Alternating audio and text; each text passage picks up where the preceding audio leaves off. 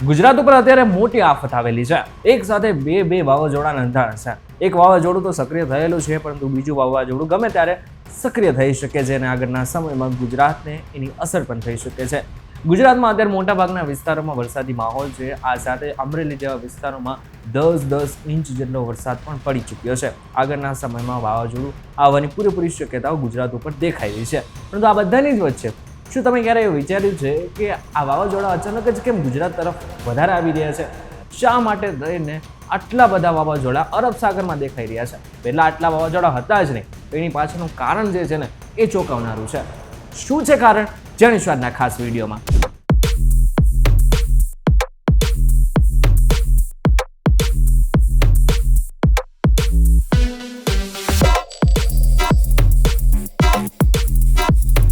નમસ્કાર, welcome back Fox YouTube Digital પર તમે જોઈ રહ્યા છો ડેલી ડોઝ અને હું છું આપનો દોસ્ત કરણ ચડોતરા. સૌથી પહેલા આપણે વાત કરી લઈએ વાવાઝોડાની. બંગાળની ખાડીમાં એક વાવાઝોડું ઉત્પન્ન થયેલું છે જેનું નામ આપવામાં આવ્યું છે મોન્તા. મોન્તા નામનું વાવાઝોડું ધીરે બંગાળ તરફ અને આંધ્રપ્રદેશ આ બંનેની વચ્ચે આગળ વધી રહ્યું છે. મહત્વની વાત તો એ છે કે આવતીકાલે એટલે કે 28 તારીખે આ જે વાવાઝોડું મોન્તા છે એ આંધ્રપ્રદેશમાં ટકરાવાનું છે અને આ બાદ ભારે તબાહી પણ મંચાવી શકે છે.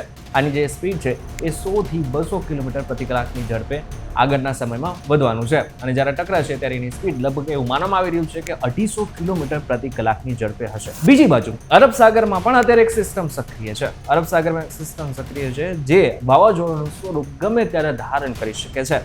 ધીરે સિસ્ટમ આગળ વધી રહી છે. અત્યારે ડિપ્રેશનમાં જે આગળના સમયમાં એ ડીપ ડિપ્રેશનમાં પરિણમશે અને બની શકે 2-3 દિવસ બાદ આ જે છે એ વાવાઝોડું પણ બની શકે. જો કે અત્યારે જે સિસ્ટમ છે માત્ર ડીપ ડિપ્રેશનની આસપાસ પહોંચેલી છે. વાવાઝોડું હજુ સુધી અરબ સાગરમાં નથી બનેલું, પરંતુ ગમે ત્યારે એ વાવાઝોડું બની શકે છે.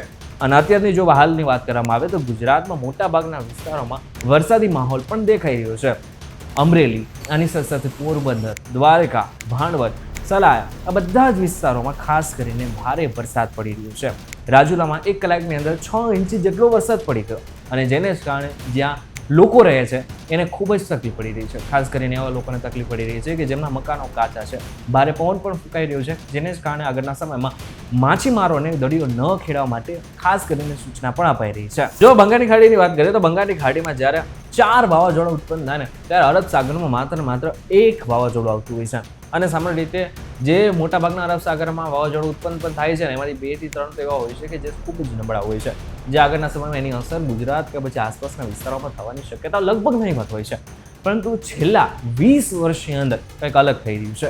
IMDના ડેટા પ્રમાણે 1980 થી 2000 સુધી અરબ સાગરમાં માત્ર 10% વાવાઝોડા તીવ્ર હતા. 2001 થી 2019 સુધી અરબ સાગરમાં વાવાઝોડાની સંખ્યા 52% વધી ગઈ છે અને તેમની તીવ્રતા 20 થી 40% વધુ છે. જો ઉદાહરણ તરીકે વાત કરીએ તો 2021માં તોક્તે નામનું વાવાઝોડું આવ્યું હતું. આ બાદ 2023માં બિપરજોય નામનું વાવાઝોડું આવ્યું હતું અને 2025માં શક્તિ નામનું વાવાઝોડું પણ આવ્યું હતું. બિપરજોય અને તોક્તે આ 2 એવા વાવાઝોડા હતા કે જેને ગુજરાતમાં ભારે તબાહી મચાવી હતી. જો કે લોકોના જે મોત હતા એની સંખ્યા તો ઓછી હતી, પરંતુ જે નુકસાન હતું, જે સરકારી ઇમારતને લઈને મોટાભાગના ઘરોને નુકસાન હતું, એ ખૂબ જ વધારે માનવામાં આવી રહ્યું હતું. હવે આપણે સૌથી પહેલા એ પણ સમજી લઈએ કે વાવાઝોડું છે એ દરિયામાં ઉત્પન્ન કઈ રીતના થાય છે. હવે સામાન્ય રીતે તમને જણાવું તો ગરમ પાણીથી હવા ગરમ થઈને ઉપર ઉઠે છે, જેનાથી સમુદ્રની સપાટી પર નીચું દબાણ એટલે કે લો પ્રેશર સર્જાય છે. આ નીચા દબાણના વિસ્તારમાં આજુબાજુની ઠંડી હવા ઝડપથી ભરાવા લાગે છે, જેનાથી હવાનું ગોળ ફરવાનું ચક્ર શરૂ થાય છે. હવે તમને એ ખબર પડી ગઈ કે વાવાઝોડું કેવી રીતના બને છે, પરંતુ હવે વાત કરી લઈએ મેઇન ટોપિકની કે અરબ સાગરમાં આટલા વાવાઝોડા કેમ આવી રહ્યા છે. જેમાંથી સૌથી પહેલું છે ગ્લોબલ વોર્મિંગ. પૃથ્વીનું તાપમાન વધવાથી અરબ સાગરનું સમુદ્ર સપાટીનું તાપમાન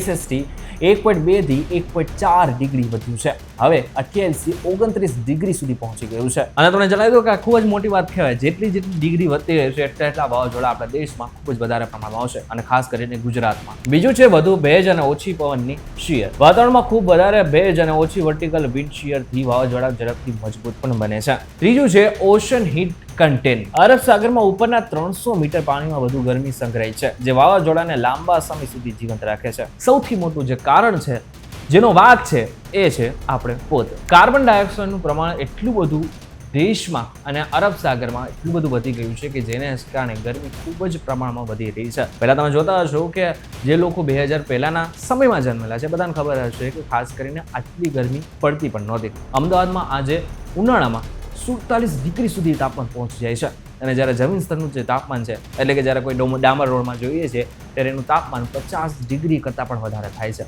આ બધું જ આપણા કારણે જ થઈ રહ્યું છે. માણસોની એક નાનકડી ભૂલ અત્યારે આપણને કેટલી નડી રહી છે અને બધાની સામે છે. તમને જણાવી દઉં કે અત્યારે હાલ પૂરતું જો વાત કરવામાં આવે તો આને આ પરિસ્થિતિ રહેશે તો આગળના સમયમાં જે વાવાઝોડા છે એ તો વધતા રહેશે, પરંતુ આની સાથે સાથે કુદરતી જે આફતો છે એનું જે પ્રમાણ છે એ ખૂબ વધારે પ્રમાણમાં થઈ શકે છે. આ ચોમાસામાં તમે જોયેલું હશે કે અમુક જગ્યાઓ પર ખૂબ જ વધારે પ્રમાણમાં વરસાદ આવે છે. અમુક જગ્યાઓ પર 1 કલાકની અંદર 20 ઇંચ જેટલો વરસાદ પડી ગયો.